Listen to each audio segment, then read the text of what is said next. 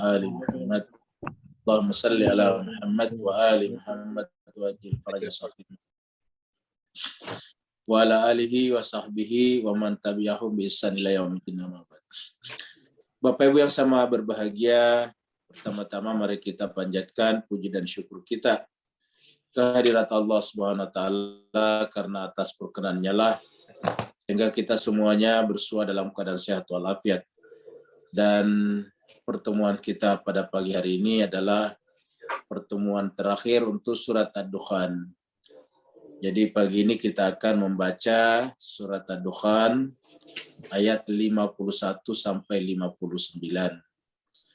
Dan berarti insya Allah sebentar petang kita akan mendapatkan surat baru yaitu surat 45, surat Al-Jasiyah. Teman-teman sekalian, karena Ustadz kita, Ustadz Tony Sanwani sudah bersuah bersama dengan kita dengan segala hormat meminta kepada beliau untuk memandu kita, membimbing kita membaca ayat-ayat suci Al-Quran, surat Ad-Dukhan, surat yang ke-44, ayat 51 sampai 59. Kepada Ustazuna Ustadz Tony Sanwani kita persilakan dengan segala hormat. Silakan Ustadz Tony.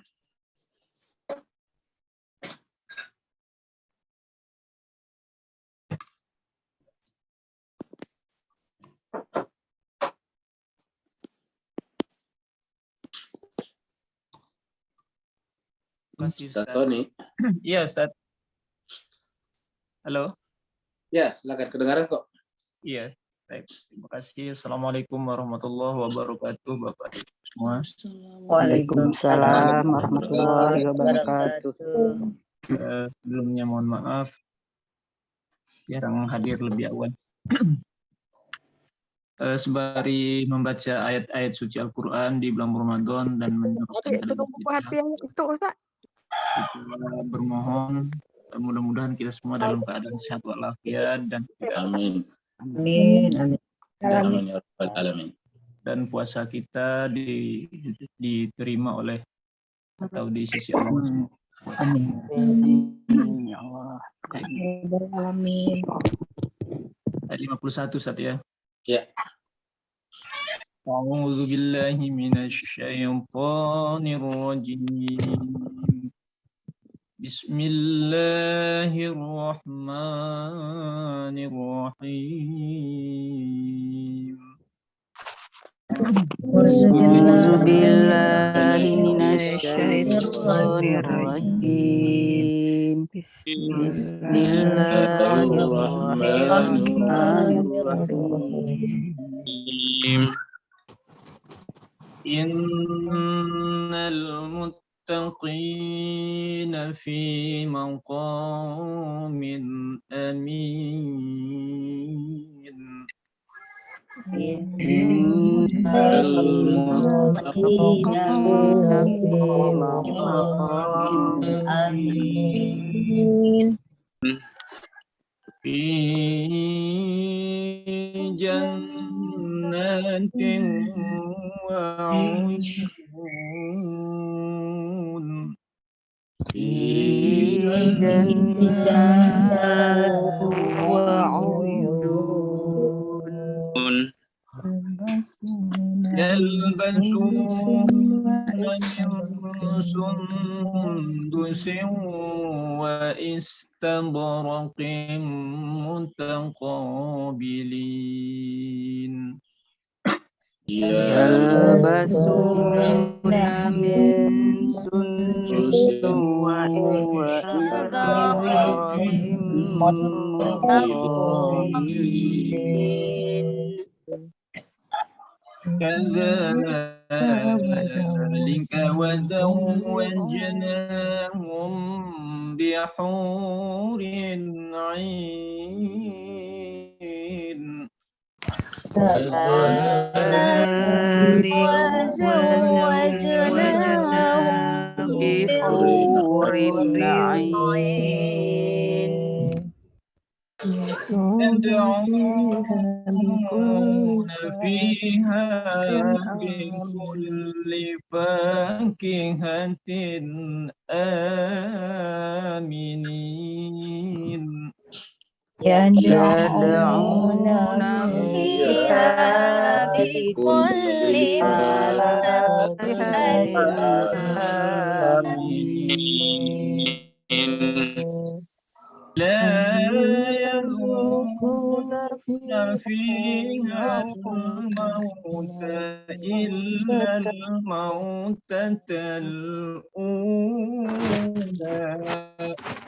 لا يذوقون يذوقون فيها الموت إلا الموتة الأولى ووقاهم عذاب الجحيم ووقاهم ووقاهم عذاب عذاب الجحيم فضلا من ربك ذلك هو الفوز العظيم فضلا من من ربك ذلك هو الفوز العظيم فإنما يسرناه بلسانك لعلهم يتذكرون فإنما يسرناه بلسانك لعلهم يتذكرون فارتقب إنهم مرتقبون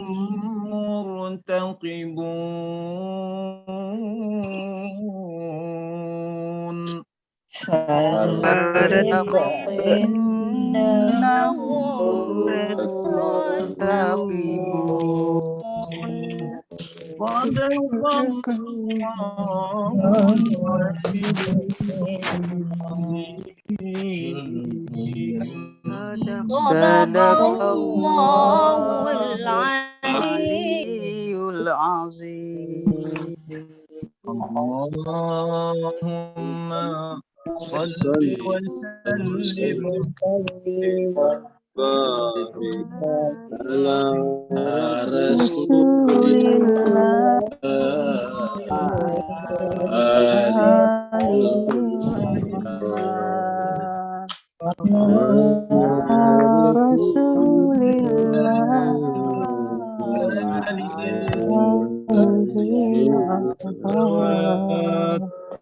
Allahumma salli ala Muhammad wa ali Muhammad. Allahumma salli ala ali Muhammad wa ajil. Kita haturkan terima kasih banyak, syukran katsira kepada Ustazuna Ustaz Tony Sanwani.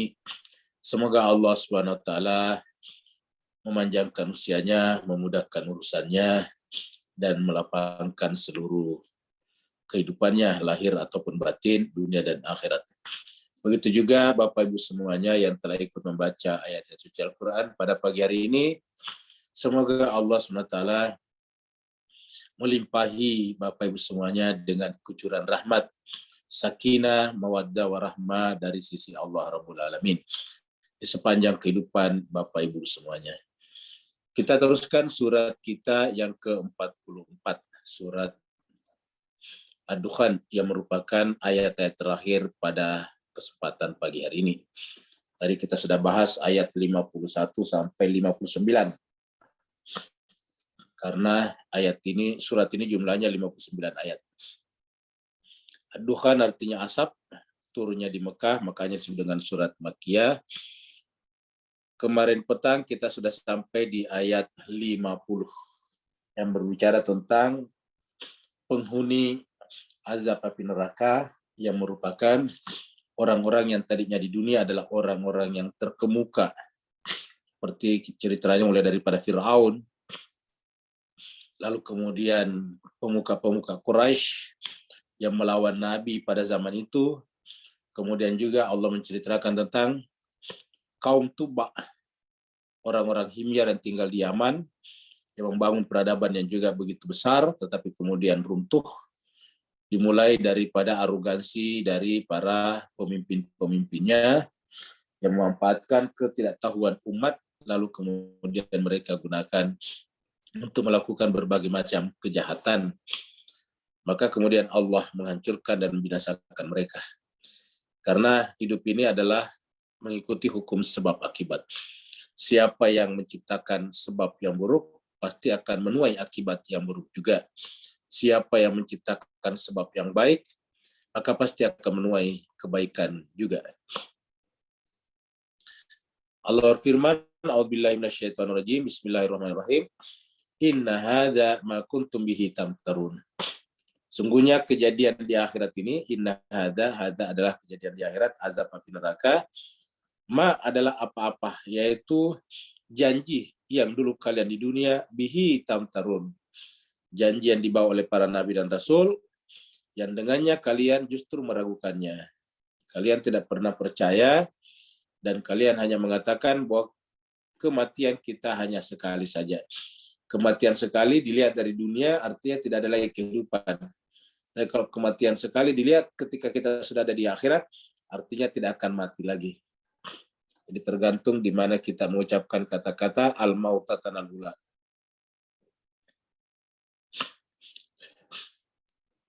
Sebaliknya orang-orang yang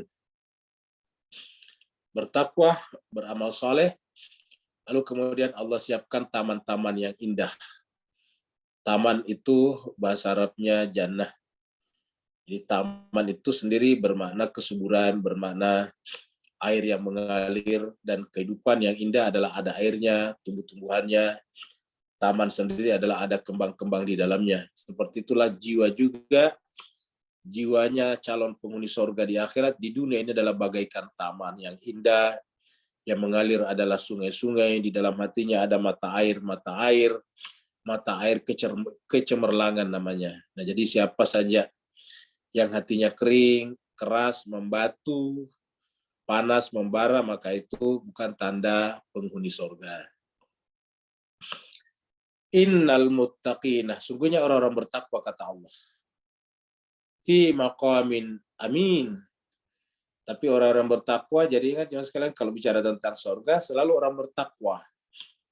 Di dalam surat Al-Imran diceritakan, kita katakan bahwa wasari'u ila maghfiratin min rabbikum wa jannatun arduhas samawati wal ard uiddat lil muttaqin. Jadi uiddat lil muttaqin. Dipersiapkan untuk orang yang bertakwa. Jadi uiddat lil muttaqin. Dan nanti tempatnya di mana? Fi maqamin amin. Tempatnya di tempat, maqamnya yang aman. Fi maqamin amin.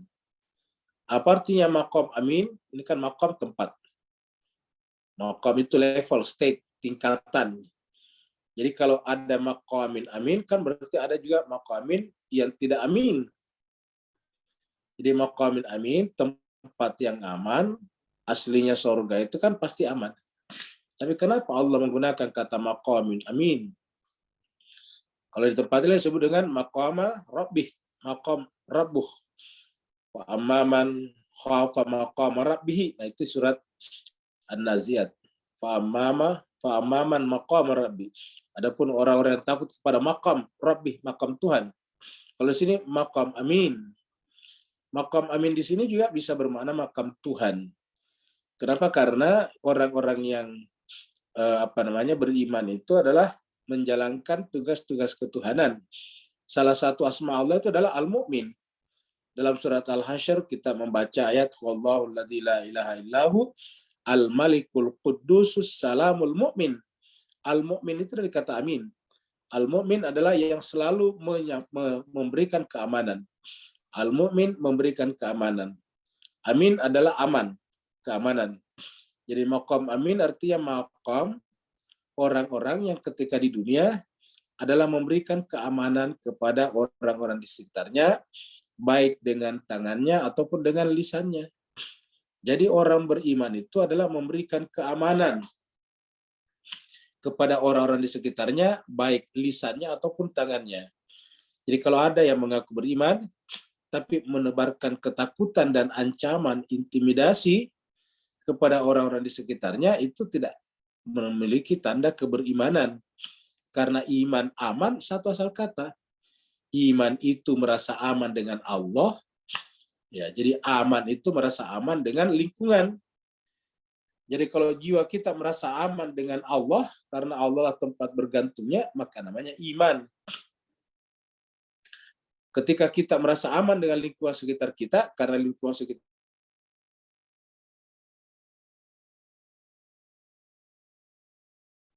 adalah orang-orang baik-baik, lalu kemudian kita juga mengatakan aman. Jadi aman itu adalah satu kata dengan amin. Apa iman? Aman, iman, amin sama saja. Jadi amin, aman, aman juga aman, semuanya bahasa Arab.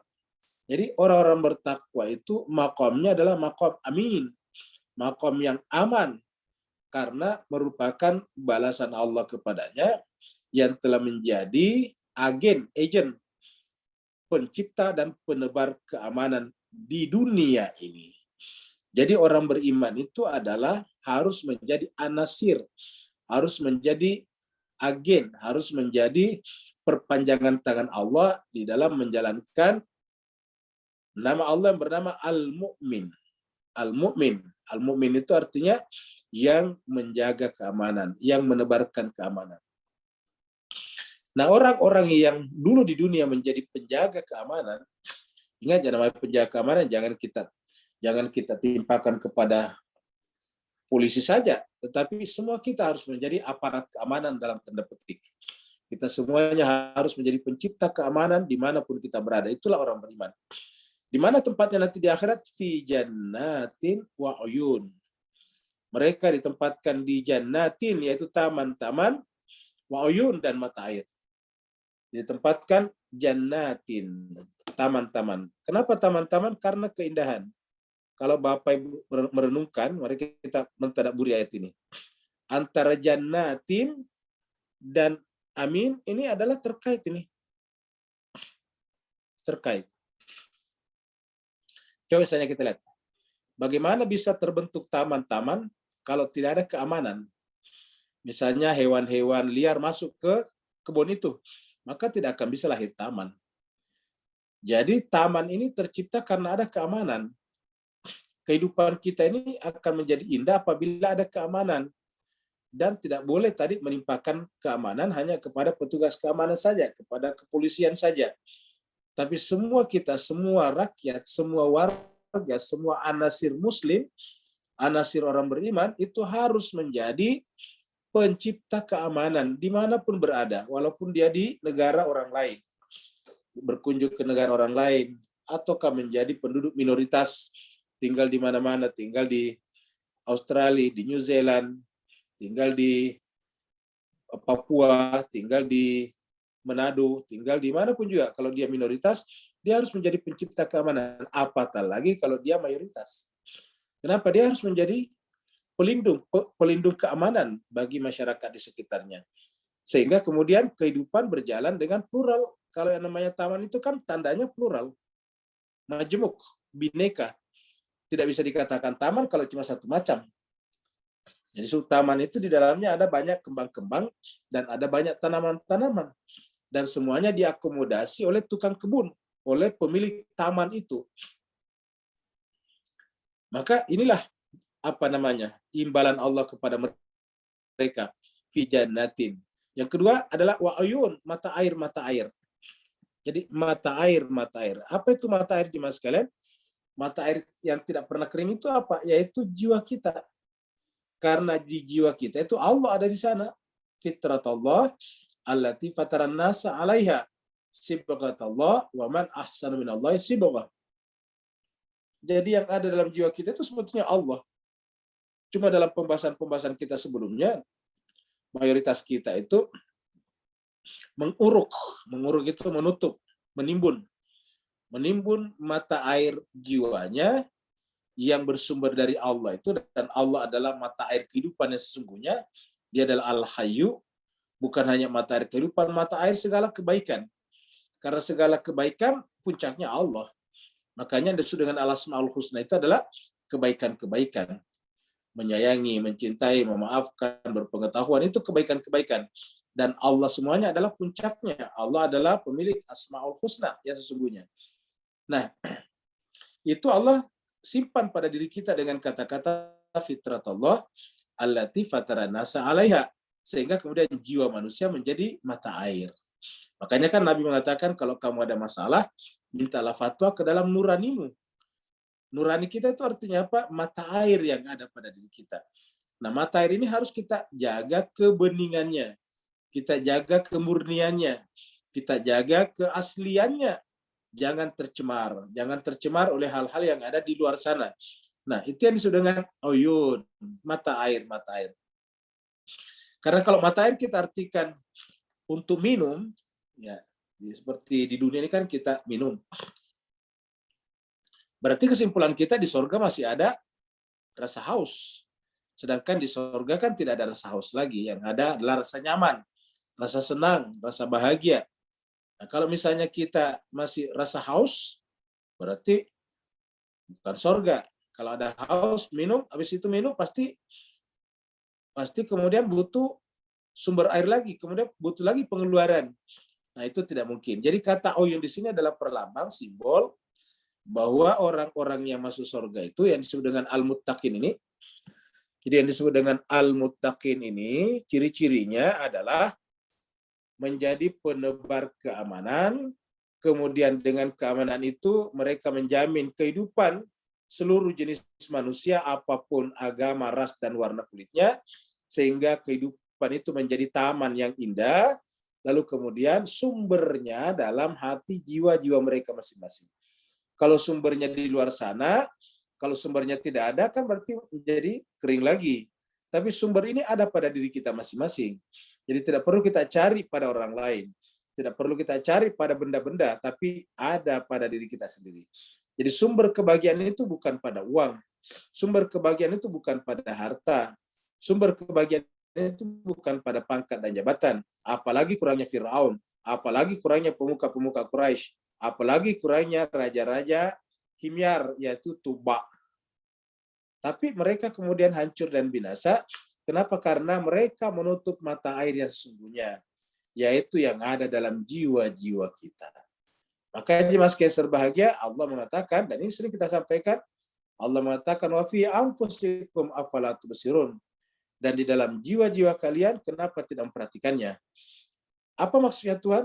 Allah menjelaskan bahwa apa yang kamu cari pada benda, apa yang kamu cari pada harta, apa yang kamu cari pada perhiasan-perhiasan di luar, apa yang kamu cari pada popularitas dan ketenaran, itu sebetulnya ada di dalam dirimu sendiri. Mata air itu ada di dalam jiwa. Cuma saja manusia tidak memperhatikan itu.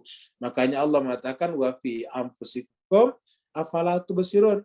Karena kita sudah terlanjur diracuni oleh persepsi-persepsi masyarakat yang keliru, bahwa bahagianya kita kalau punya banyak uang, bahagianya kita kalau punya pangkat dan jabatan. Bahwa punya uang itu baik, iya. Punya pangkat dan jabatan, iya. Tetapi para ahli mengatakan bahwa kasur yang empuk itu tidak otomatis menciptakan tidur yang nyenyak. Iya. Obat yang mahal itu tidak otomatis menciptakan kesehatan yang paripurna, yang sempurna. Lalu apa yang menciptakan kenyamanan dalam tidur? Itu kebahagiaan. Banyak orang yang tidur tergeletak di atas kasur yang empuk, tapi susah tidurnya kecuali makan obat tidur. Banyak orang yang semua jenis obat dimakan setiap hari, tapi tidak sehat-sehat juga. Apa sebabnya? Hakikat daripada kesehatan, hakikat daripada kenikmatan hidup, kenyamanan, ada pada jiwa-jiwa kita masing-masing. Maka Allah mengatakan, kenapa tidak pernah manusia memperhatikan kepada jiwanya? Kita biasa mengutip Dr. Alexis Carrel yang mengatakan bahwa manusia modern bisa pergi ke tempat-tempat yang jauh, bahkan bisa pergi ke petala-petala semesta dengan mengirimkan wahana-wahana, alat-alat, roket-roket. Tetapi manusia modern dengan pengetahuannya yang sekolah dari tingkat taman kanak-kanak, bahkan dari tingkat bayi sampai tingkat S3, panjangnya sekolah mereka, tetapi sekolah-sekolah itu tidak mengajarkan mereka ke tempat yang paling dekat, yaitu ke dalam diri mereka masing-masing.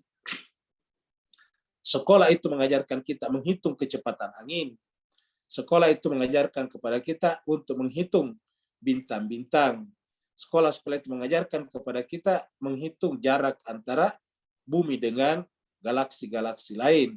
Sekolah itu mengajarkan kita matematika dan ekonomi interaksi manusia. Sekolah itu mengajarkan kepada kita mempelajari sejarah tentang peradaban-peradaban besar terdahulu. Tetapi sekolah itu tidak mengajarkan kita untuk kembali kepada diri kita sendiri. Maka jemaah sekalian berbahagia, Allah menjelaskan di sini kata uyun adalah mata air. Itulah sebabnya ketika Allah berbicara tentang ulul albab, yang asbabun nuzul suratnya adalah ketika Sayyidah Fatimah dan Sayyidina Ali bin Abi Thalib berpuasa, bernazar karena anaknya sakit, Hasan dan Husain. Lalu kemudian diceritakan di situ diantaranya adalah dia minum yashrabuna min ka'sin kana mizajuha kafura. Ainan yashrab. Ainan itu dari kata uyun. Ainan bentuk tunggal, ini uyun bentuk jamak. Ainan yashrabu biha ibadullah yufajjirunaha tafjira. Itu surat Al-Insan. Jadi yang namanya ulul albab itu minum dari mata air yang tidak pernah kering. Dan mata air yang tidak pernah kering itu adalah dalam jiwa kita masing-masing. Kalau kita tidak bisa menjangkau jiwa-jiwa kita, marilah kita mereguknya dari jiwa-jiwa manusia suci. Sorga juga adalah menjelaskan keindahan. Sorga itu menjelaskan bahwa di sana orang pakaiannya sutra. Ya, pakaiannya sutra. Apa itu sutra? Sutra itu adalah yang lembut. Yalbasuna min sundusin. Jadi di sana di sorga itu yalbasuna, mereka memakai. Memakai itu kan artinya memiliki sifat. Min sundusin, yaitu sundus. Sundusin itu adalah sutra halus. Sundusin itu adalah sutra halus. Bapak Ibu sekalian, kenapa dalam Al-Quran disebutkan pakaiannya ahli sorga itu sutra halus? Ya, apakah sutra seperti di dunia? Tentu tidaklah. Kalau cuma seperti di dunia ya berarti sudah masuk surga orang yang bisa beli sutra. Nah, sutra ini adalah lagi-lagi simbol. Sutra itu adalah pakaian kain yang kalau dikucek-kucek tidak akan kusut. Kalau kain-kain lain kalau dikucek-kucek dia diremes-remes dia akan kusut. Coba Bapak Ibu sekalian ambil kain baru diremes-remes dia akan kusut. Maka jemaah sekalian berbahagia, kalau sutra tidak. Sutra yang besarnya satu sarung itu satu kain itu bisa digenggam menjadi satu genggaman. Setelah dilepaskan tidak akan berbekas, tidak akan kusut. Nah, itulah hati orang yang disebut tadi dengan orang bertakwa. Orang bertakwa itu hatinya tidak pernah kusut. Hatinya tidak pernah kusut. Jiwanya tidak pernah kucek. Matanya tidak pernah kaku berlipat-lipat. Jiwa orang beriman selain tadi disebut dengan seperti taman, mata air juga halus seperti sutra. Ketika jiwa manusia atau orang beriman itu atau orang bertakwa itu halus seperti sutra, kan berarti bahwa kondisi di sekitarnya tidak mempengaruhi jiwanya. Lihatlah Nabi Yakub menghadapi anak-anaknya, ulah anak-anaknya.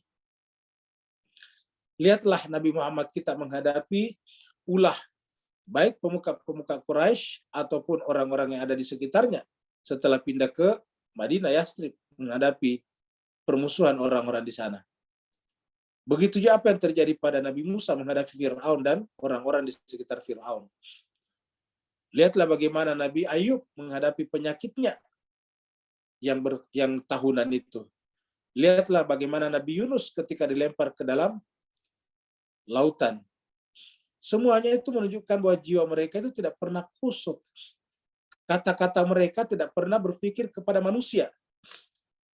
Lihatlah misalnya Nabi Yunus ketika dilempar ke dalam lautan, tidak pernah meratapi orang-orang yang tidak pernah menyesali orang-orang yang melemparnya ke dalam lautan.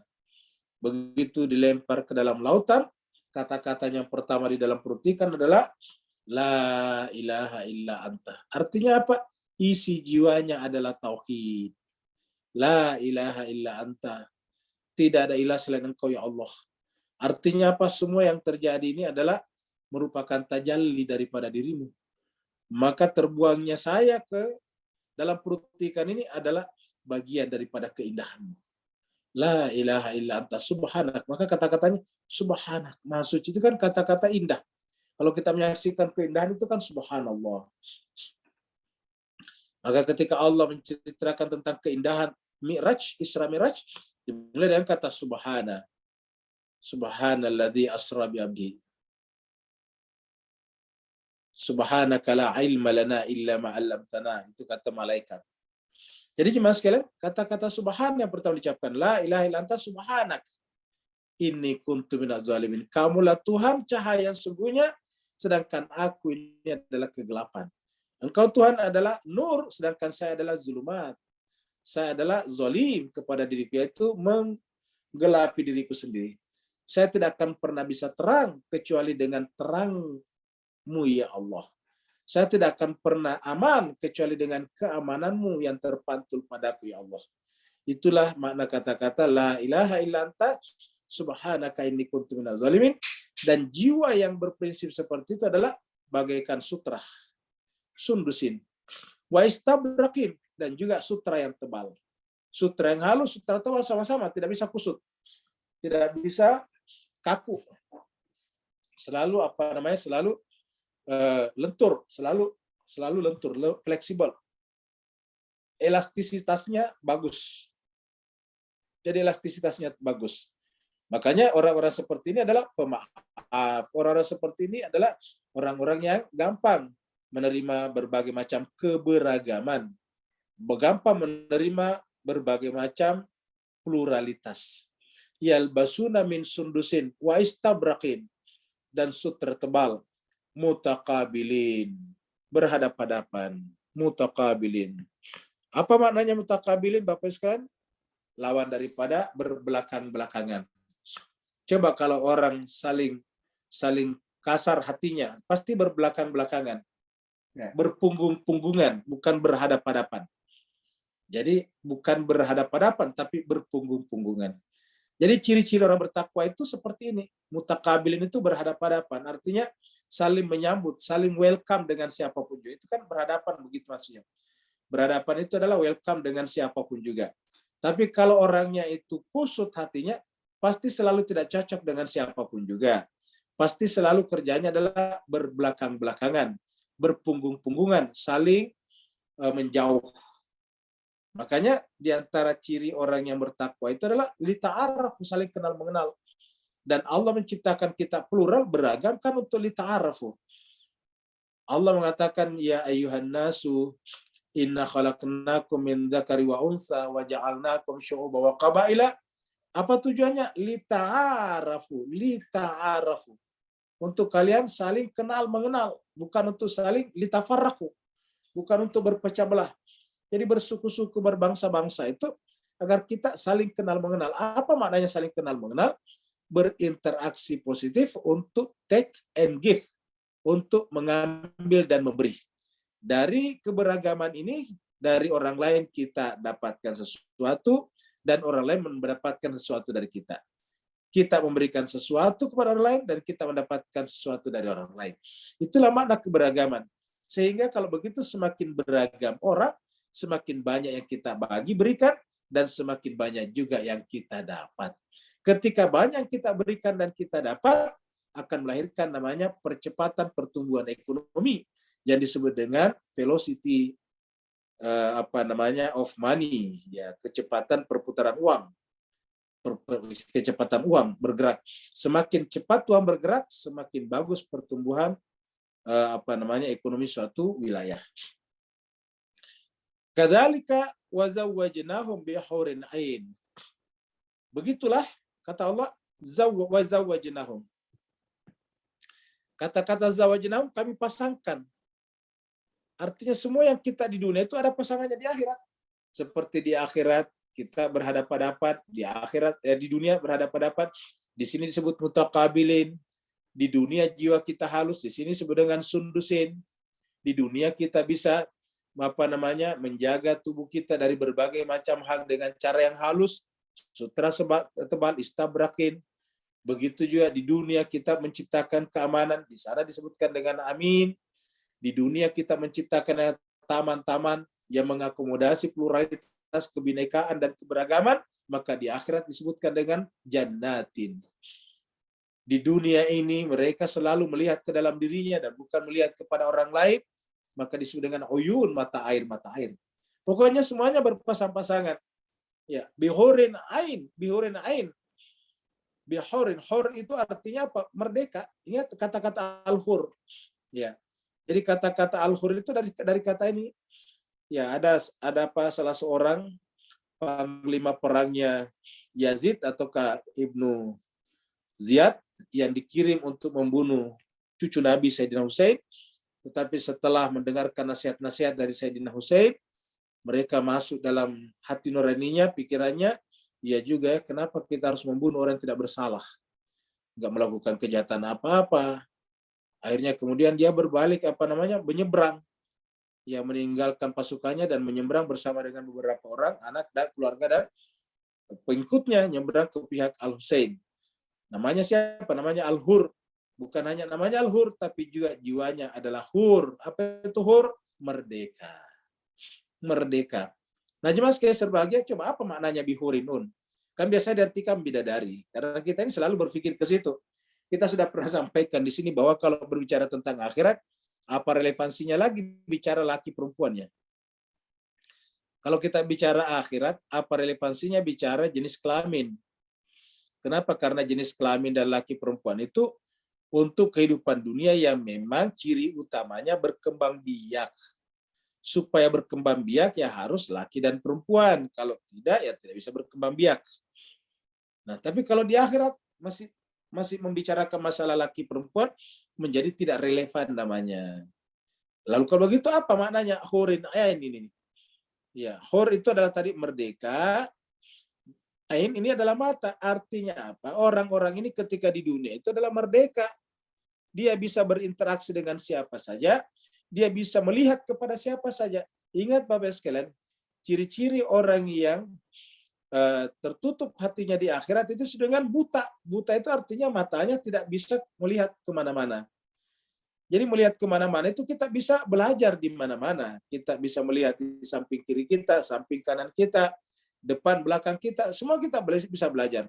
Kita tetangga dengan saudara kita yang Nasrani, kita belajar tentang kerajinan mereka pergi ke gereja pada setiap hari Minggu, pergi dengan membawa kitab tebalnya namanya Alkitab. Sementara kita belum tentu keluar dengan membawa Al-Quran kita. Itu harus kita mengaku.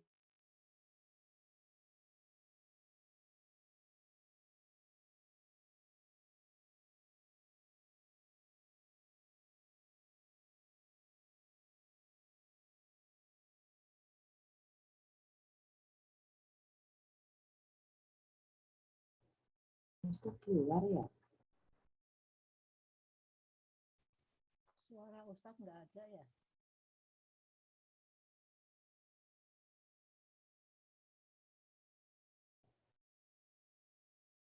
Nggak ada suara ini. Nggak ada suaranya, betul.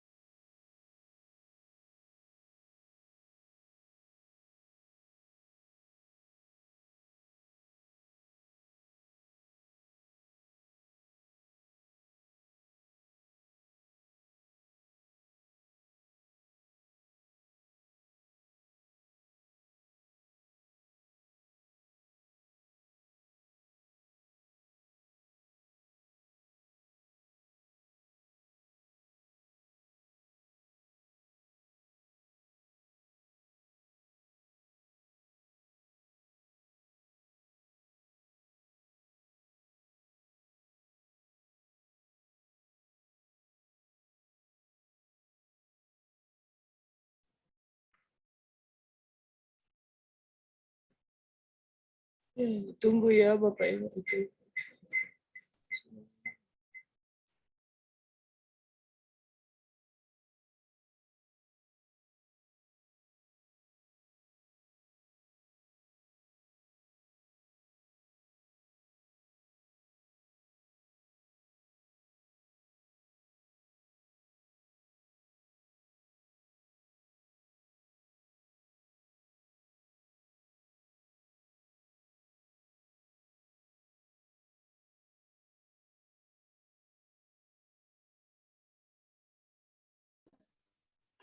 Bapak sekalian, mohon maaf ya, ternyata tadi putus koneksi internetnya. Dan kita tidak punya jin yang bisa membantu.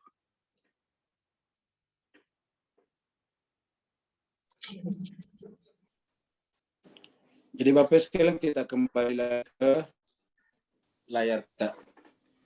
Jadi jemaah sekalian berbahagia, jadi itu yang disebut dengan bihurin tadi, bihurin ain, yaitu mata yang kata hur itu adalah bebas. Jadi hur itu bebas.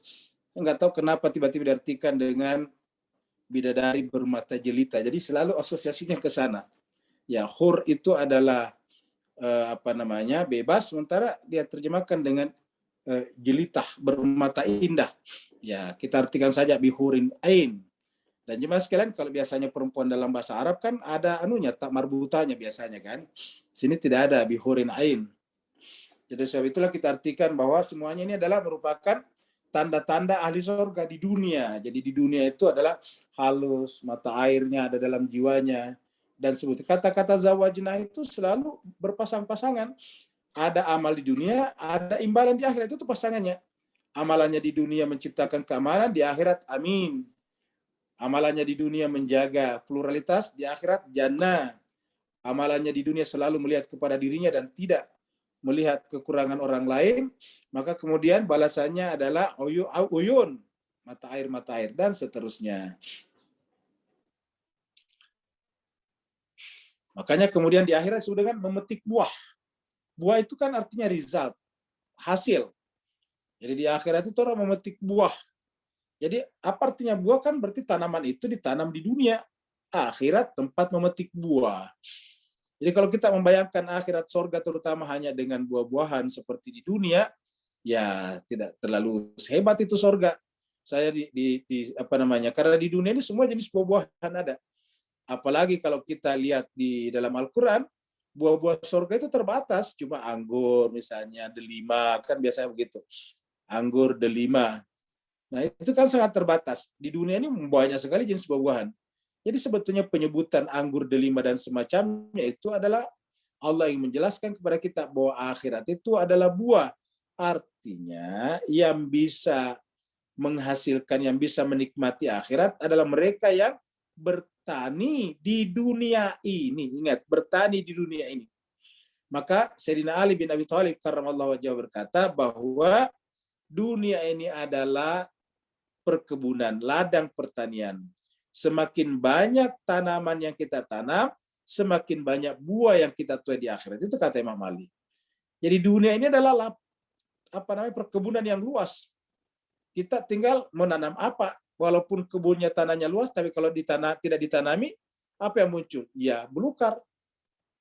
Kita misalnya punya tanah berhektar-hektar, sebesar satu kota besar. Tetapi kalau tidak ditanami, apa manfaatnya? Tidak ada. Yang tumbuh di sana adalah tanaman-tanaman liar, belukar, yang kemudian menyebabkan lama-kelamaan datang hewan-hewan berbisa. Datanglah nanti di sana ular-ular berbisa, datanglah nanti di sana kalajengking, skorpion, datanglah nanti di sana anjing-anjing hutan, datanglah di sana nantinya harimau-harimau, macan-macan, dan seterusnya. Jiwa kita seperti itu, apabila jiwa kita ini dibiarkan, tidak dikelola dengan baik, dia akan tumbuh di sana belukar-belukar yang menyebabkan datangnya sifat-sifat hewaniya, sifat-sifat sabuiyah. Apa itu sabuiyah? Hewan buas, ular yang berbisa, harimau, dan sebagainya. Nah, begitulah jiwa kita. Nah, di dunia ini adalah taman, kata Sayyidina Ali bin Abi Thalib. Jadi kita harus menanam dunia ini. Menanam apa? Menanam amal sebanyak-banyaknya. Jadi, dan kita sampaikan kalau bicara tentang amal harus dimulai dengan ilmu, karena urutannya ilmu, iman, amal. Makanya ayat pertama Iqra. Makanya ayat dalam Al-Quran paling banyak adalah belajar, belajar dan belajar, berilmu dan berilmu dan berilmu. Allah mengangkat derajatnya orang berilmu. Karena tidak ada iman yang benar tanpa didahului dengan ilmu yang benar. Tidak ada amal yang benar kalau tidak didahului dengan iman yang benar. Maka di akhirat adalah tempat memetik hasil. Maka kata-kata buah itu adalah seperti anak ini memetik buah, memetik hasil yang ditanam ibunya, orang tuanya. Yad'una fiha bikulli fakihatin aminin. Muncul lagi nih, begitu pentingnya aman ini. Yad'una, mereka meminta fiha, di dalam akhirat itu, di akhirat itu, di sorga itu. Bikulli, tiap-tiap fakihatin, buah-buahan. Jadi artinya di dalam sorga itu mereka memetik setiap amal mereka di dunia. Apanya dipetik? Buahnya, hasilnya. Jadi semua amal perbuatan mereka di dunia, di akhirat dipetik hasilnya. Dipetik buah-buahannya. Dalam keadaan aminin, karena amal-amal mereka di dunia amal-amal yang menciptakan keamanan. Berbagi kepada sesama itu menciptakan keamanan. Berbagi kepada sesama bukan hanya berbagi dengan uang, bukan hanya berbagi dengan makanan, tapi juga berbagi dengan ketenangan. Ingat mas sekalian, namanya berbagi itu jangan bayangkan cuma uang saja, jangan bayangkan cuma makanan saja. Berbagi yang tidak kalah pentingnya adalah berbagi keamanan. Sama-sama kita saling menjaga lingkungan kita. Kalau setiap rumah tangga di dalam sebuah lingkungan, keluar di dalam lingkungan perumahan sama-sama saling menjaga, kita menjaga jangan sampai kalau kita menyalakan radio mengganggu tetangga. Tetangga juga menjaga kalau mereka menyalakan musik tidak mengganggu tetangganya. Begitulah setiap orang saling menjaga. Mereka menjaga kalau dia memelihara anjing tidak mengganggu tetangganya. Bahkan dia menghindari memelihara anjing kalau di kota-kota karena bisa mengganggu tetangganya. Jadi selalu saling menjaga semuanya Bapak Ibu sekalian. Kalau ada tetangga di depan rumahnya yang pulang kampung mudik, dia termasuk ikut menjaga rumah yang ditinggalkannya. Itu yang disebut dengan aminin, menjaga keamanan. Coba kalau semua kita saling menjaga, ya maka kemudian akan terjadi ketenangan. Yad'una kulli fakihatin aminin. Mereka di dalam surga itu mendapatkan semua tiap-tiap dari apa yang mereka tanam di dunia, di sana dia tuai hasilnya. Mereka memanen buahnya, hasilnya dalam keadaan aminin, dalam keadaan aman. Jadi karena hati mereka di dunia adalah beriman, dan beriman artinya menjaga keamanan.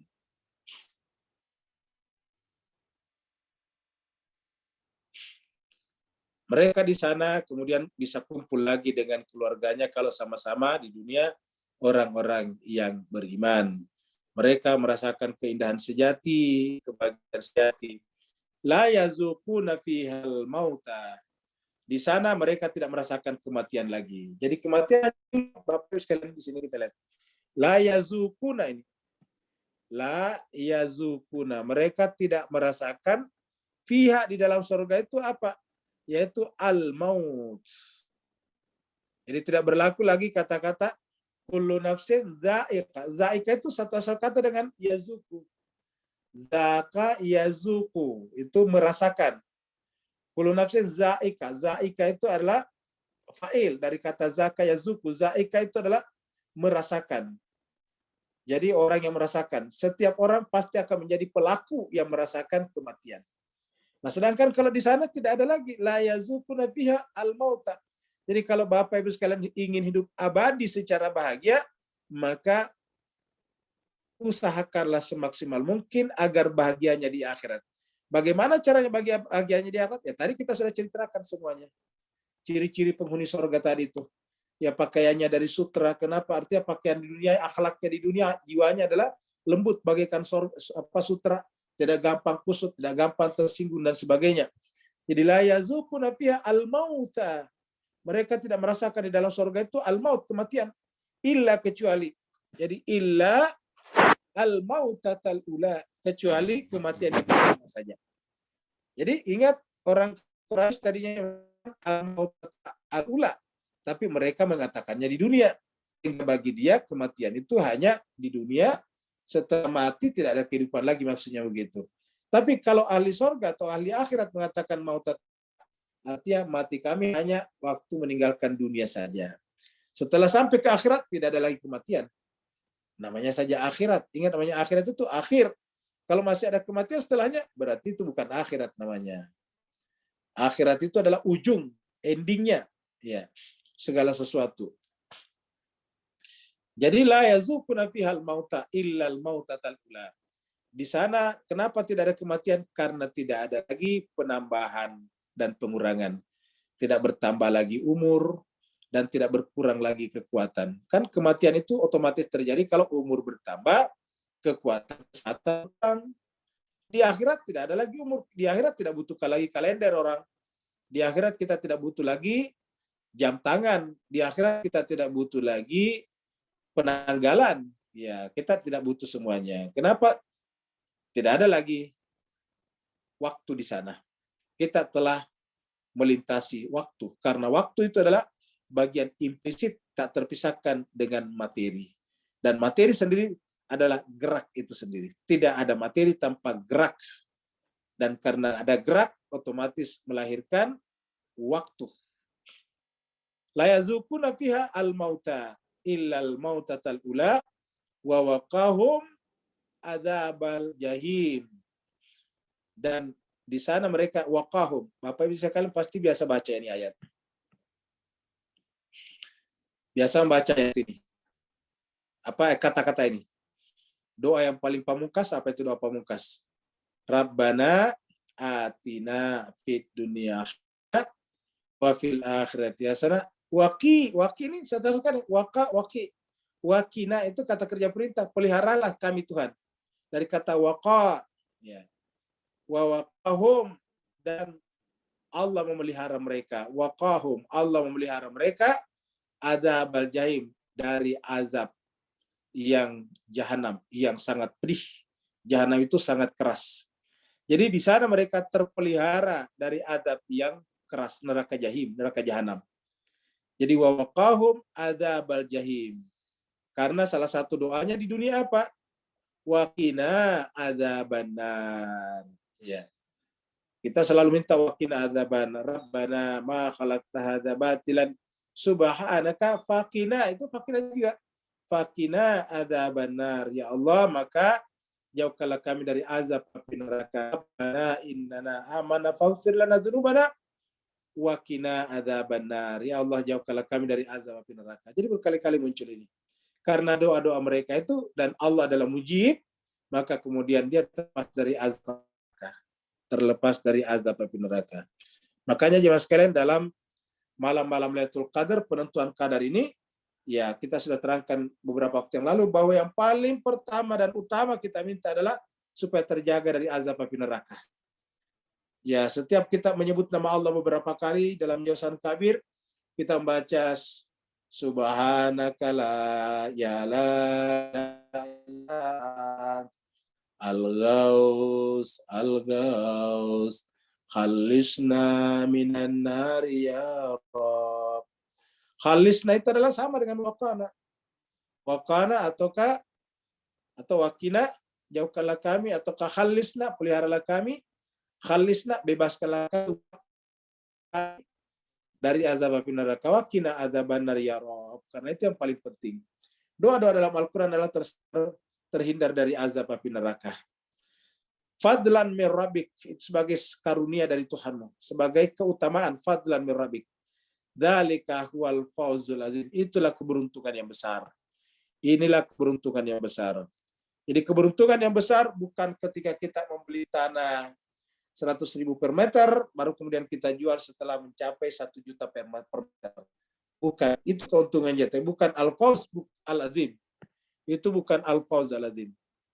Kita membeli barang, harganya 1 juta, kemudian kita jual 5 juta. Itu juga al-fawz. Tetapi bukan al-fawz al-azim. Lalu apa itu al-fawzul azim? Keuntungan yang agung yaitu apabila kita terhindar dari azab api neraka dan masuk ke dalam karunia Allah seperti surga. Itulah al-fauz al-azim. Selain daripada itu adalah keberuntungan sementara saja. Nah, untuk sampai ke sana jemaah sekalian, Al-Quran menyiapkan dirinya sebagai pemandu. Fa'innama yassarnahu bilisanika.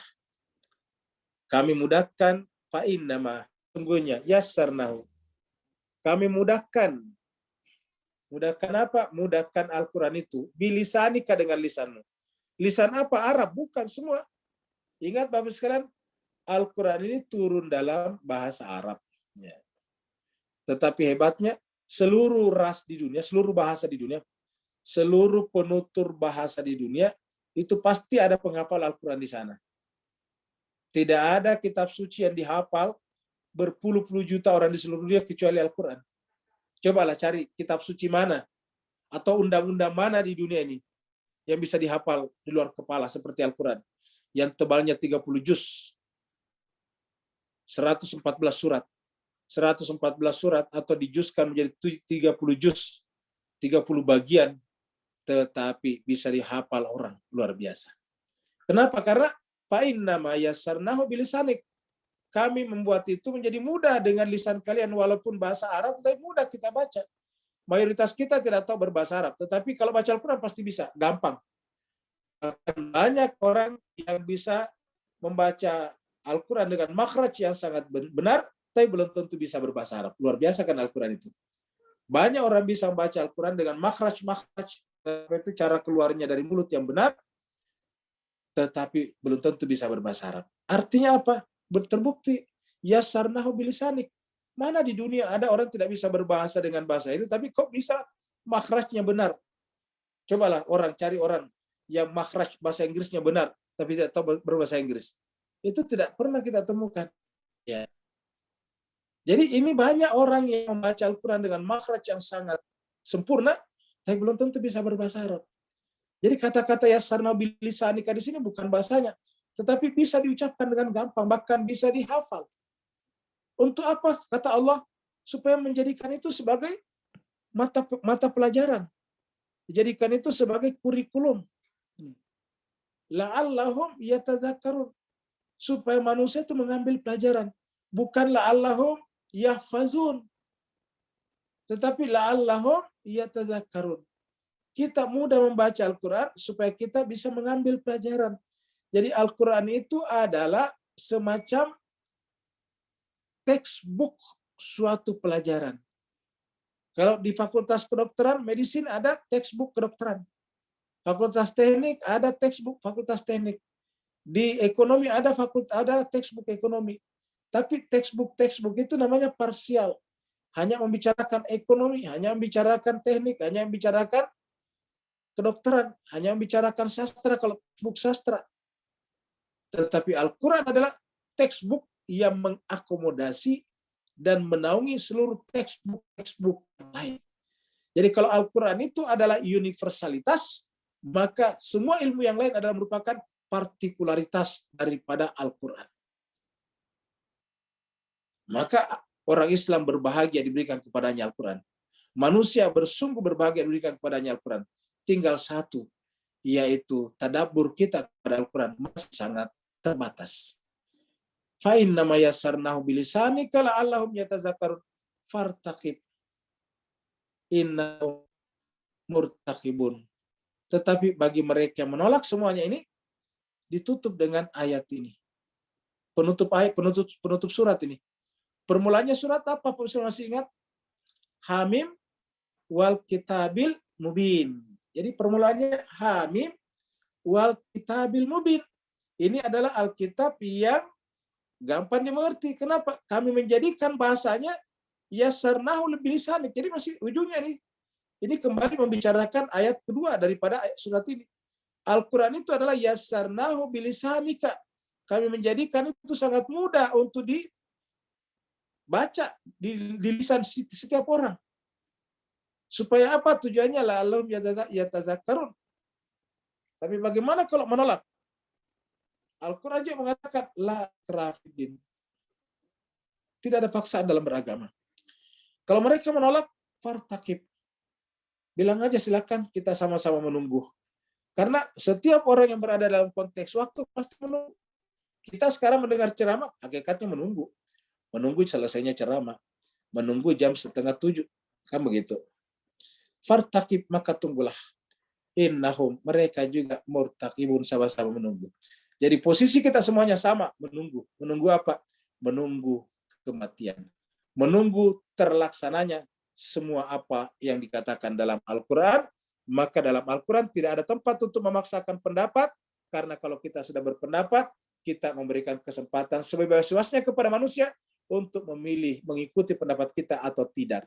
Toh semuanya kita akan bertanggung jawab di akhirat, dan Allah mengatakan,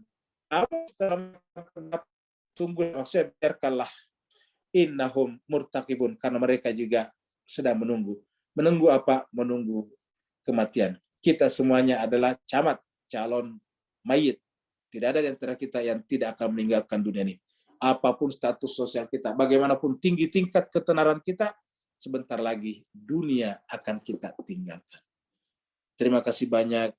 Mudah-mudahan sepanjang surat Ad-Dukhan ini, yang aslinya berbicara tentang asap, kemudian ditutup dengan lagi-lagi Al-Quran, فَإِنَّمَا يَسَّرْنَاهُ بِلِسَانِكَ لَعَلَّهُمْ يَتَذَكَّرُونَ. Sebegitu juga di awal dimulai dengan wal kitabil mubin. Bisa memberikan pelajaran berharga kepada kita, dan kita di bulan Ramadan ini berikrar untuk benar-benar menjunjung tinggi Al-Quran.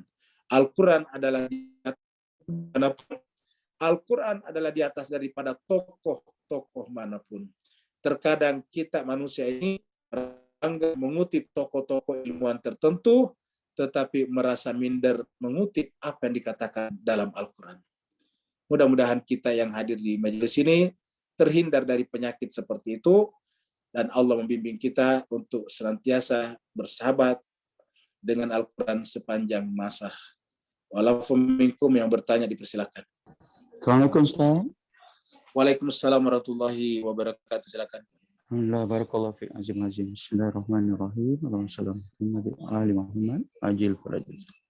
Ustaz, semua ayat-ayat peringatan dalam surah ni bukti bahawa Allah awal-awal dia tahu nasib kita daripada gara-gara apa yang kita akan pilih atau tersalah pilih. So ceritanya ialah bukan kat bumi ni. Ceritanya ialah kembali kepada hakikat bahawa sentiasa ada dalam sejak terciptanya pertama kali kita dulu, sentiasa ada dalam fitrah DNA kita untuk selalu memelihara diri secara hakiki, untuk hanya berbuat apa sahaja maunya Allah dan bukan selainnya. Dan inilah mengakibatkan sentiasa ada secara hakikatnya, tak pernah berpisah. Wala khaufun alaihim walahum yahzanun. Dalam ayat 51 yang ditajalikan dekat muka bumi ini, lalu ditajalikan kembali ke alam sana. Beri pencerahan Ustaz. Barakallahu fiik. Afwan. Baik, terima kasih banyak Pak Nur atas pertanyaannya. Jemaah sekalian berbahagia, dari doa-doa kita seperti wakina adzabannar tadi atau kawakahum anil adzab, ya Allah jauhkanlah kami dari azab api neraka. Apa maksudnya itu? Bahwa kita ini aslinya fitrahnya bukan ahli neraka. Jadi ulangi lagi, adanya doa-doa wakina adzabannar, ya Allah jauhkanlah kami dari api neraka. Dan yang semakna dengan ini seperti Rabbana srif anna adzab jahannam inna adzabaha kana warama innaha sa'at di dalam surah Al-Furqan. Itu menunjukkan kita meminta dijauhkan dari api neraka. Rabbana srif, ya Allah jauhkanlah kami, pisahkanlah kami dari neraka jahanam. Rabbana srif anna adzab jahannam, jauhkanlah kami dari azab neraka jahanam. Namanya menjauhkan kan berarti tidak ada di sana. Seandainya kita katakan akhrijna, keluarkanlah kami, ya. Kalau bunyi ayatnya akhrijna minan nar, keluarkanlah kami dari api neraka, berarti aslinya kita di neraka. Jadi kita ulangi, aslinya kita adalah di sorga. Nah, seperti ditanyakan tadi Pak Nur, yang membakar diri kita itu kita sendiri sebetulnya. Karena kita ini diciptakan Allah dari awalnya, kita ini jauh dari neraka sebetulnya. Kita jauh dari neraka, dan semua aspek kehidupan kita ini adalah sebetulnya tidak memungkinkan kita masuk ke neraka. Ulangi lagi, aslinya secara hakiki kita ini tidak memungkinkan kita masuk neraka. Satu, Allah menciptakan kita dari awal dengan apa yang disebut dengan alam syahadah. Sudah bersaksi. Setiap orang ketika akan keluar ke dunia ini ditanya, apakah benar nanti aku ini adalah Tuhanmu?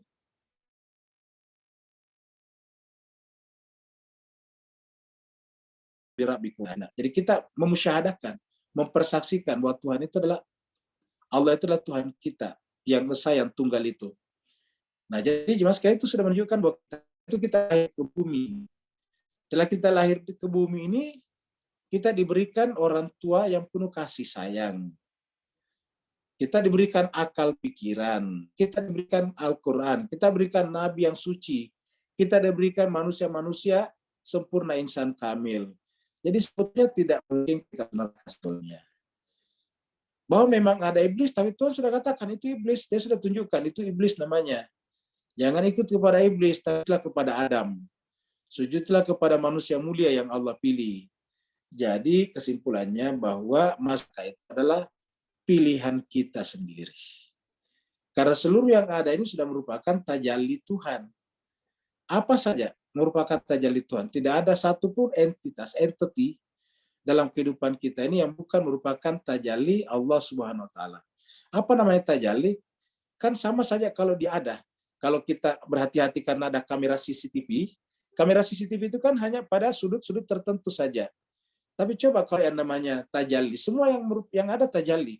Meja di depan kita tajallinya, layar komputer di depan kita tajallinya, internet ini adalah tajallinya, gelombang-gelombang elektromagnetik tajallinya, cahaya lampu adalah tajallinya, lampu adalah tajallinya, rumah tempat kita tinggal tajallinya, istri suami kita tajallinya, anak tetangga kita adalah tajallinya, semuanya bukan tajallinya. Jadi kita ini berada di dalam Allah sebetulnya. Karena semuanya adalah tajallinya Allah. Maka sebetulnya tidak pernah Allah memasukkan kita kepada neraka. Allah menciptakan kita dari awal adalah ahli surga. Alastu birabbikum qalu bala syahidna. Baru tadi dikatakan Pak Nur, kita sampaikan ayat-ayatnya, disampaikan kepada kita. Nurihim ayatuna fi anfusihim. Semuanya ada. Ya. Tinggal apa? Tinggal berpegang teguh dan istiqamah. Begitu kita berpegang teguh dan istiqamah, ya, istiqamah itu berpegang, jangan pernah lepas. Itu istiqamah namanya. Karena kalau kita begitu lepas, nah iblis siap menyambar kita, memakan kita. Kemudian Allah mengatakan innalladzina qalu rabbuna Allah tsumma istaqamu tatanazzalu alaihimul malaika alla takhafu wa la tahzanu. Siapa saja yang berkata Tuhanku Allah, lalu kemudian istiqamah, artinya selalu di jiwanya hanya ada Dia, maka kemudian tidak ada lagi ketakutan dan keraguan pada hatinya. Artinya apa? Mencapailah derajat bahagia sejati. Jadi itu tadi makna dari pertanyaan ikhwan kita dari Singapura. Yang lain lagi silakan Pak Ustaz. Assalamualaikum Ustadz. Waalaikumsalam warahmatullahi wabarakatuh. Silakan Bu. Iya, Ustadz, di takkib sholat subuh itu kan ada doa yang kita panjatkan itu astagfirullah wa atubu ilaihi as'alullahal afiyah astajiru billahi minan nar wa as'aluhul jannah as'alullahal khurul in. Nah, sebelum mendengarkan penjelasan Ustadz, saya gagal paham tentang hurul in di sini, hurul ain di sini. Mohon maaf, sempat saya melompati doa ini yang hurul ini karena gagal paham tentang maksudnya itu.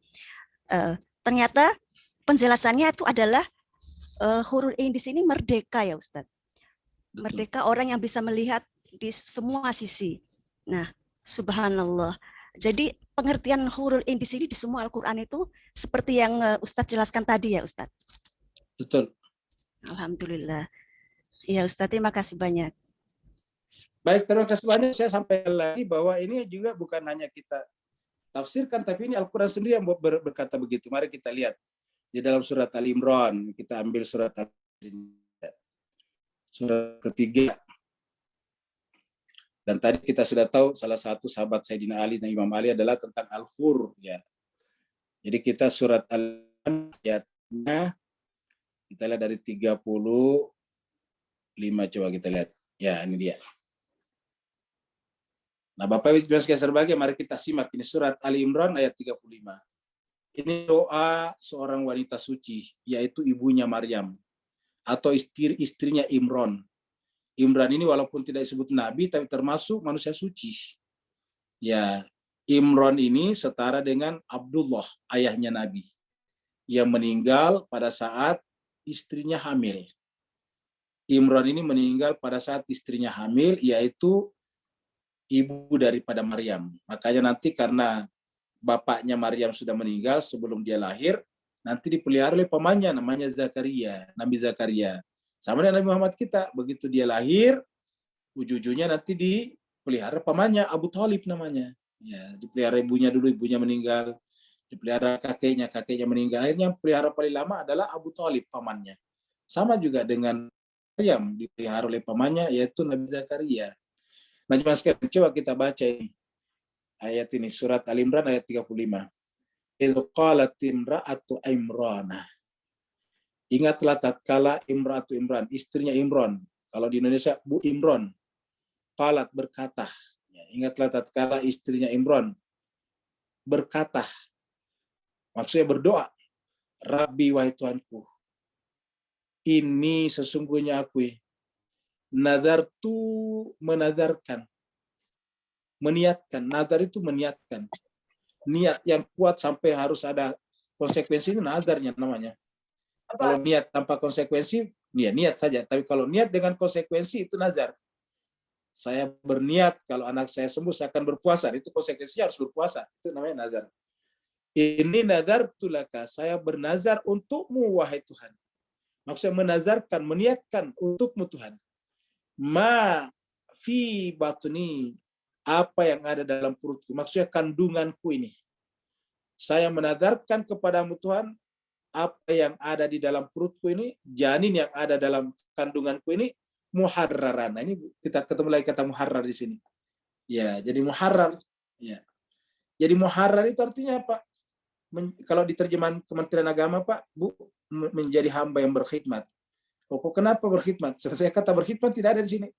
Muharrar itu artinya hamba yang merdeka dari apapun juga, sehingga dirinya hanya untuk Allah saja. Bisa saja berdagang, tapi merdeka daripada urusan perdagangan jiwanya. Di dalam Al-Quran dikatakan, rijalun la tulim. Ada seorang orang-orang tertentu yang tidak dilalaikan lagi oleh perdagangan dan jual beli. Itu di surat Nur. Berbicara tentang 35 Muharrar. Jadi Muharrar itu dari sini. Muharrar, Al-Hur, apa tadi? Hur tadi dari sini semuanya. Ya. Jadi Muharrar itu adalah orang yang terbebas. Jadi terbebas dari manapun juga. Terbebas dari artinya dia berdagang, tidak mempengaruhi jiwanya, perdagangannya, untung atau ruginya. Dia berumah tangga, tidak mempengaruhi jiwanya, rumah tangganya. Kenapa? Karena jiwanya, lihatlah seperti misalnya Asia. Aku punya suami seperti sifat suaminya tidak mempengaruhi jiwa Asia. Yang ada dalam jiwanya Asia ya tetap hanya Allah saja. Lihatlah misalnya Nabi Lut misalnya, istrinya seperti itu, Nabi Nuh. Tetapi perilaku dan kelakuan istrinya tidak masuk dalam hatinya. Apa sebabnya? Ya hatinya terbebas dari semuanya. Muharrar. Ini namanya muharrar. Jadi Allah saya menang anak saya menjadi muharrar, menjadi pengabdi kepada agama saja. Ya. Fataqabbal minni, maka ya Allah terimalah doaku ini.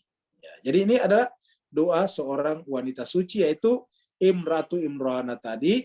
Dia ingin anaknya muharrar. Dari muharrar lahirlah kata al-hur, lahirlah kata hurun in tadi, lahirlah juga organisasi yang bernama Hizbut Tahrir. Nah, Tahrir itu artinya partai kemerdekaan. Hizbut Tahrir yang ingin memerdekakan umat Islam dari berbagai negara, bikin khilafah dunia, itu namanya Hizbut Tahrir. Nah, jadi terima kasih banyak pertanyaan. Ada lagi satu pertanyaan lagi? Alhamdulillah, makasih Ustadz. Sama-sama, Bu. Ustadz, kalau di kolom chat, Pak Burhan mau bertanya? Assalamualaikum, Ustaz. Ya, silakan.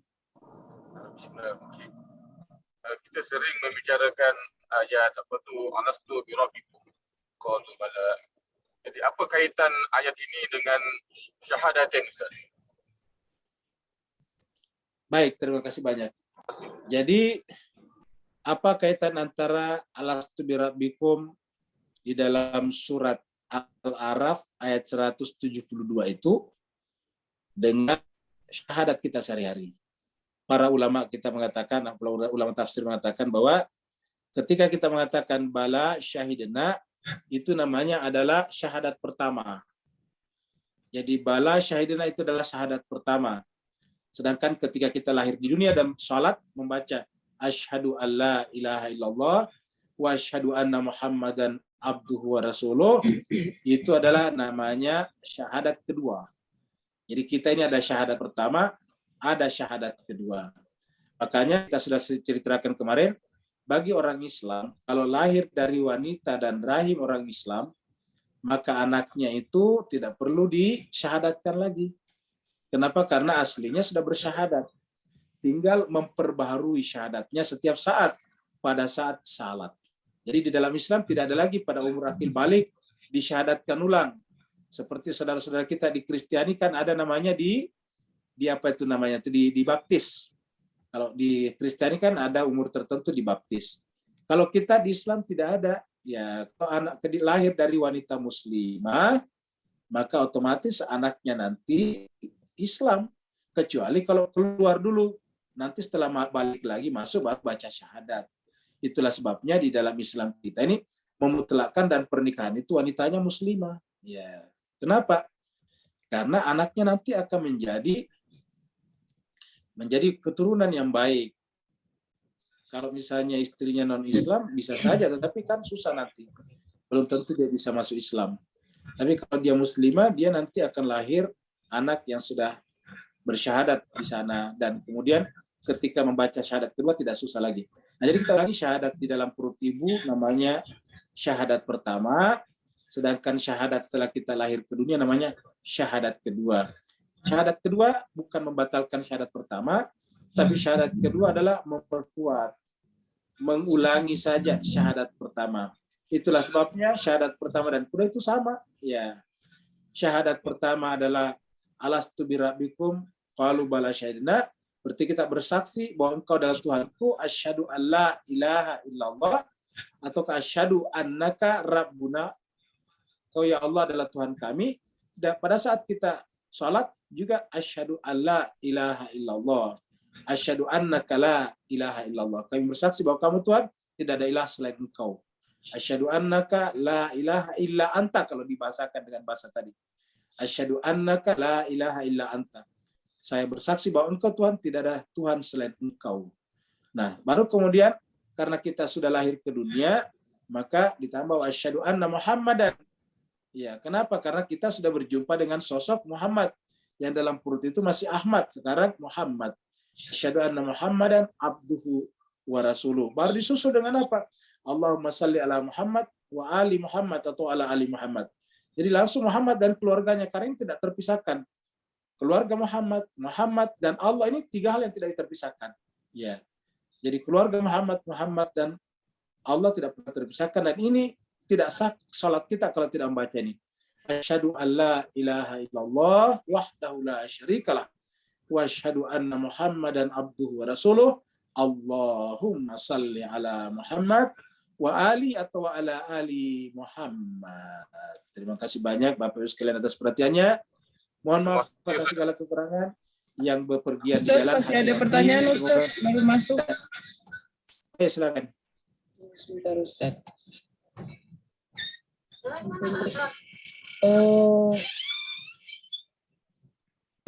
Tunggu sebentar Ustaz.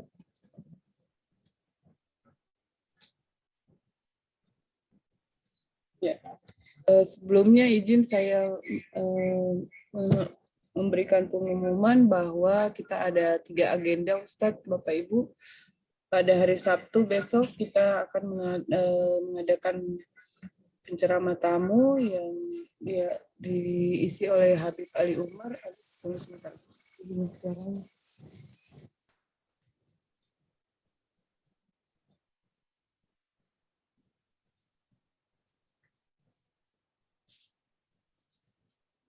Dengan tema relasi spiritual antara Al-Quran dan syahidnya Imam Ali di tangan Islam. Kemudian pada hari Minggu tanggal 24 April kita akan berbagi senyum dengan berbagi kepada adik-adik di kelompok belajar Ar-Rahmah Bantar Gebang di jam yang tertera di layar. Kemudian yang ketiga, pengumuman ketiga, juga kita menerima zakat, infak, sedekah, fidyah, dan kafarat. Pengumuman ini nanti saya juga sampaikan di kolom chat dan juga sudah disampaikan oleh Mbak Sefri di WA Group. Ya. Selanjutnya pertanyaan dari Ibu Lisa, Ustaz. Baik, terima kasih Bu Dokter. Dari Bu Lisa, beberapa kali saya mendengar dalam taklim di umum, wanita itu dilarang mengaji apabila didengar oleh bukan muhrimnya. Makanya kadang lihat ibu-ibu tadarus pakai mic masjid, musalla, kadang saya sedih. Mereka rasa beribadah padahal itu perbuatan dilarang oleh agama. Dan mengaji yang beramalan bersama itu gak ada tuntunan dalam beragama. Mohon penjelasannya. Nah, jadi kita jemaah sekalian berbahagia, untuk memasuki masyarakat kita adalah kita butuh memahami kultur yang sudah ada. Jadi kita memahami kultur yang sudah ada, menggunakan kultur yang sudah ada. Kemudian dengan kultur itu nanti kita masuk. Karena jantung masyarakat itu adalah budayanya. Jantung sebuah masyarakat adalah budayanya. Masyarakat itu survive melalui budaya. Masyarakat tidak bisa survive tanpa budaya. Nah, seperti mengaji bersama-sama di masjid-masjid, itu adalah budaya masyarakat kita. Jadi, tidak bisa kita lantas mengatakan bahwa itu adalah tidak boleh. Karena kita tidak akan bisa diterima oleh mereka. Padahal kita harus masuk. Nanti kemudian kalau kita masuk, kalau kita melakukan perbaikan sedikit demi sedikit di dalam. Inilah yang dilakukan para wali dulu, sehingga kemudian tidak bisa konfrontatif. Kalau kita mengatakan ini tidak boleh, nah nanti sama juga saudara-saudara kita yang Wahabi, semua tidak boleh. Bedanya persepsi kita saja. Yang dipersepsi kita adalah ini, yang dipersepsi saudara-saudara kita Wahabi adalah misalnya maulid tidak boleh, ini tidak boleh. Akhirnya dilarang-larang, bahkan kita lihat sampai mereka paling ekstrim menendang sesajennya orang di Gunung Bromo kalau tidak salah tempo hari. Bahwa memang sesajen itu tidak boleh, itu adalah syirik, tetapi menendang apa yang diyakini orang lain tidak boleh dalam agama. Nah, ini sudah dengan kultur. Kita tahu bahwa dalam masyarakat dulu di Indonesia itu Nusantara lah, di Asia Tenggara ini adalah mereka rata-rata bawa sajen-sajen. Saya bertanya kenapa bisa berubah seperti sekarang? Itu karena kearifan para wali-wali kita, para ulama-ulama kita ketika mendekati masyarakat sedikit demi sedikit sehingga kemudian bisa terjadi perubahan. Nah, ini yang disebut dengan ud'u ila sabili rabbika bil hikmati wal mau'izatil hasanah wajadilhum billati hi ahsan. Ajaklah, serulah mereka dengan cara yang bijaksana. Apa sebabnya? Karena tujuannya adalah datang kepada Allah, bukan agar mendengarkan perkataan kita atau mengamalkan apa yang kita sampaikan, tetapi ud'u ila Allah, supaya mereka dekat kepada Allah. Begitu mereka dekat kepada Allah, menerima cahaya Allah, maka otomatis mereka akan mengalami perubahan sedikit demi sedikit. Tapi kalau tidak, maka terjadi benturan. Lihatlah kita baca berita-berita, menegur saja toa yang terlalu besar bisa terjadi keributan. Ya, karena orang sekarang mengaji pakai toa itu sudah merupakan kultur. Jadi kalau tiba-tiba dia ini akan berat. Lihatlah Kementerian Agama hanya mengatakan rapikan toa di demo sedemikian rupa. Artinya apa jemaah sekalian? Ini menunjukkan butuhnya butuhnya ulama, agamawan masuk ke tengah-tengah masyarakat. Hidup menjadi backbone-nya masyarakat, menjadi tulang punggungnya masyarakat, sehingga ketika berhasil menjadi tulang punggungnya masyarakat, baru melakukan perubahan, akan terjadi perubahan. Tapi kalau dari luar mengimbau begini akan susah. Kenapa? Lagi-lagi tadi, masyarakat hidup dengan kultur. Kultur adalah kehidupan itu sendiri. Terima kasih banyak pertanyaan Bu Lisa. Wassalamualaikum warahmatullahi taala wabarakatuh. Waalaikumsalam warahmatullahi wabarakatuh.